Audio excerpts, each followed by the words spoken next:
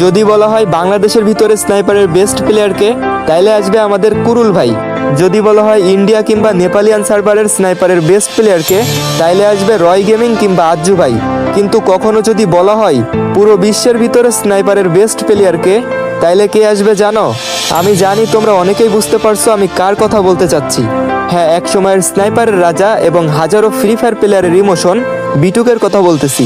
B2K মাত্র 3টা অক্ষরের নাম হলেও এই নামের সাথে মিশে আছে আমাদের ওল্ড ফ্রি ফায়ার, যার গেম প্লে দেখে আমার মতো হাজারো প্লেয়ার স্নাইপার চালানোর সাহস করেছে। যার নাম শুনে ভয় পায়নি এমন প্লেয়ার 2019-20 সালে ছিলই না। সে আর কেউ না, আমাদের এই স্নাইপার লিজেন্ড B2K। গাইস, তোমরা কি জানো পুরো ফ্রি ফায়ারের ইতিহাসে B2K একমাত্র যে কখনো কারোর সাথে ভার্সেস করতে একটুও ভয় পায়নি। বিপরীত সাইডে যতই হ্যাকার লেভেলের প্লেয়ার থাকুক না কেন, B2K তাদের সাথে ভার্সেস করতো এবং সেই ম্যাচটা জিতেও যেত।